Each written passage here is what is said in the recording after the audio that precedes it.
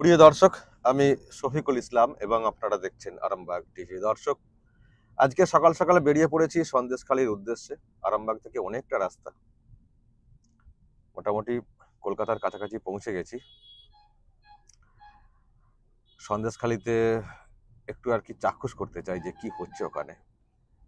টিভিতে রিপোর্ট দেখছি, আমরাও রিপোর্ট করেছি, কিন্তু সামনে থেকে জানা বোঝা এটাও দরকার। তো সেই জন্য বেরিয়ে পড়া। আর এই সন্দেশখালি নাজাট এর সঙ্গে আমার একটা আলাদা পরিচিতি ঘটেছিল কেসকে নিয়ে। কারণ আমার নামে এই দুটি এলাকা থেকে, দুটি থানা থেকে কেস করা হয়েছিল। কেস করেছিলেন ওই ফেরার নেতা শেখ শাহজাহান, সন্দেশখালির বাদশাহ। তো যাই হোক দর্শক, তখন তো আসতে হয়নি কারণ কলকাতা হাইকোর্ট হস্তক্ষেপ করেছিল, কিন্তু এখন আসছি যে কাণ্ড ঘটেছে তার জন্য। তো এলাকাটাও দেখা হবে, জানি না কত দূর যেতে পারবো, কারণ ওখানে তো সব অনেক কিছু সমস্যা শুনছি। তো যাই হোক, যতটাই যেতে পারি তার মধ্যে যা সব দেখবো আপনাদেরকে দেখাবো। দর্শক, নজর রাখবেন আরামবাগ টিভিতে।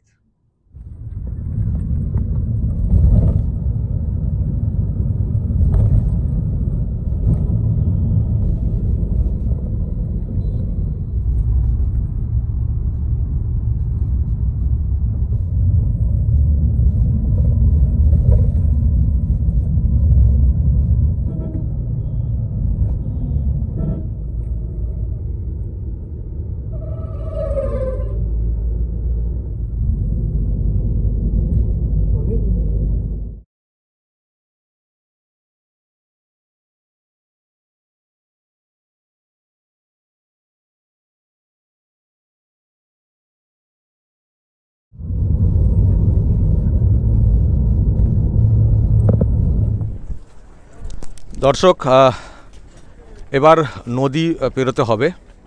দেখতে পাচ্ছেন যারা পড়ুয়া, ছাত্রছাত্রী, এলাকার মানুষজন তারা এইভাবেই নদী পেরিয়ে যাতায়াত করেন। ধামাখালি থেকে সন্দেশখালি অনেকটা চওড়া একটা নদী দেখতে পাচ্ছেন। মানুষজন আসছেন, এইভাবে আমাদেরকেও যেতে হবে আর কি। এবং দেখতে পাচ্ছি আবার বাইক টাইকও সব এখান থেকে নৌকায় করে পারাপার করা হয়। দেখতে পাচ্ছেন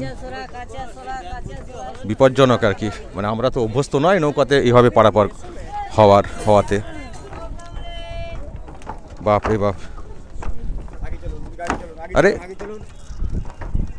ইনারা এইভাবে বসে রয়েছেন, আপনারা এত ধারে এইভাবে বসেছেন, ভয় লাগে না?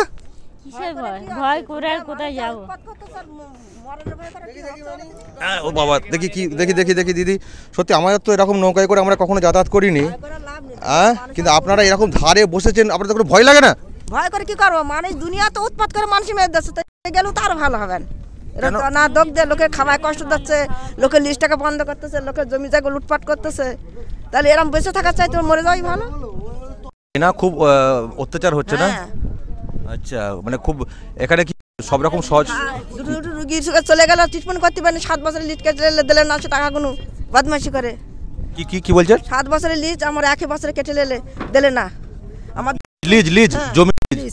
আর দুটো রুগী, দুটো বাচ্চা রয়েছে বাড়ি, তার মা মারা গেল ট্রিটমেন্ট মানে। এখানে ট্রিটমেন্টের কি ব্যবস্থা আছে? কাউকে কলকাতাতে যাও, সেটা আমাদের লাইন আছে, তো পয়সার জন্য আমরা ট্রিটমেন্ট করতে পারিনি। আমার স্বামীও গেল, মানে এমার্জেন্সি তো কাউকে নিয়ে আসাও তো মুশকিল, এখান দিয়ে পারাপার কর। আমাদের তুষকালি বাড়ি, ওই পারে। আবার কোথায় বাড়ি? ওই তুষকালি পারে। এদিকে কোথায় যাচ্ছে? হ্যাঁ, ওই তুষকালি। এদিকে আমরা এই সন্দেশকালি যাবো একটু। কেন? তো খুব মানে সন্ত্রাস হচ্ছে না এখানে? হ্যাঁ, মানে জীবন আছে কি, মানে থাকা না থাকা সময় ভাই করে চলতে হয়। কিছু পাই না আমরা। সরকারি সুযোগ সুবিধা পাচ্ছেন না? কোনোটা শুধু ওই কন্ট্রোলের চাল ছাড়া আটা ছাড়া কিছু পাই না। তো দিদি যে বলছেন যে আপনাদের পাশে সব সময় রয়েছেন, কি দিচ্ছে? শুধু লক্ষ্মী ভান্ডারের টাকাটা দিচ্ছে, আর কি দিচ্ছে? লক্ষ্মী ভান্ডারের টাকাতে চলছে না? লক্ষ্মী ভান্ডারের 500 টাকায় 1 মাস চলে। আর ধরো আমার স্বামী নেই, তাহলে আমার বাচ্চা আছে, বাচ্চা দুটো নিয়ে আমি ওই 500 টাকায় কদিন খাবো? 500 টাকা তো বাড়িয়ে তো 1000 টাকা করছে। এখনো তো হাতে পাইনি 1000 টাকা। 1000 টাকায় চলবে? চলে না, দেবো কি করবো? ছেলেরা সব কোথায় কাজ করে? আমার ছেলে আছে, একটা বোম্বে আছে, অসুস্থ অবস্থা, সে কাজ করতেছে পয়সার জ্বালায়। বোম্বেতে আছে? হ্যাঁ। ছেলের বিয়ে হয়েছে? হ্যাঁ, বিয়ে, তার বউ মারা গেছে, তার দুটো বাচ্চা আছে বাড়িতে। ও বাচ্চা বাড়িতে বউ নেই অথচ বাইরে থাকতে হচ্ছে, বাইরে থাকতে হচ্ছে। কেন এখানে কাজ নেই? এখানে কাজ নেই? কাজ নেই তো, দেশের কাজ দিচ্ছে না তো কেউ। পয়সা নেই তো এইখানে, হ্যাঁ, কাজ করে পয়সা নেই। কাজ করে পয়সা নেই না? গরিবের কোনো মর্যাদা আছে? গরিবের কোনো মর্যাদা নেই। গরিব গৃহস্থ যার খুব পয়সা আছে সেই আপনার নাম কি? আমার নাম মুসলিমা। মুসলিমা কি বিবি? মুসলিমা বেবা। আপনার নাম? আমার নাম খায়রুন্নেসা বেগম। খায়রুন্নেসা বেগম। দর্শক শুনছেন, মুসলিমা বিবি, খায়রুন্নেসা বেগম, তারাও বলছেন এইভাবে চলতে পারে না। লক্ষ্মীর ভাণ্ডার যেটা নিয়ে ঢাক পেটানো হচ্ছে তাতে সংসার চলে না। শুনলেন করুণ একটা বিষয়, মানে বাচ্চাদেরকে ছেড়ে, মানে বউ মারা গেছেন, স্ত্রী মারা গেছেন, দুটো বাচ্চা, তা সত্ত্বেও মুম্বাইয়ে গিয়ে কাজ করতে হচ্ছে, এখানে কোনো কাজ নেই। এখন 6 মাস লিভারে বাচ্চা, তখন স্বামী মারা গেছে, সেই বাচ্চা নিয়ে এখনো পর্যন্ত এই অবস্থা। তাদের কি ভাবে কি দে বাড়ি এসে সেই অসুস্থ অবস্থায় কেন ট্রিটমেন্ট হচ্ছে, বলতে আমি পয়সা জোগাড় করলে তারপর বাড়ি যেয়ে ট্রিটমেন্ট হবো। আচ্ছা, এখানে নেতারা সাহায্য করে না? না না, নেতাররা পেটে পড়তে যা দিচ্ছে নেতাদের পেটে যাচ্ছে। পড়ছে সে তখন দেখছে, হ্যাঁ, যাদের হাতে যখন যে পড়ছে তারা তখন এক বাবু হয়ে যাচ্ছে। আমরা গরিব মানুষের জাত না। ওকে দর্শক শুনছেন মানুষের রিয়াকশান, জাস্ট ঢুকছি, ঢোকার পথে এইসব রিয়াকশান শুনছি দর্শক। এখন দেখা যাক ভিতরে গিয়ে আর কী সব রিয়াকশান পাই। নজর রাখুন আরামবাগ টিভিতে, এবং যদি কিছু বলা থাকে আপনাদের অবশ্যই বলবেন কমেন্ট বক্সে, সঙ্গে থাকবেন।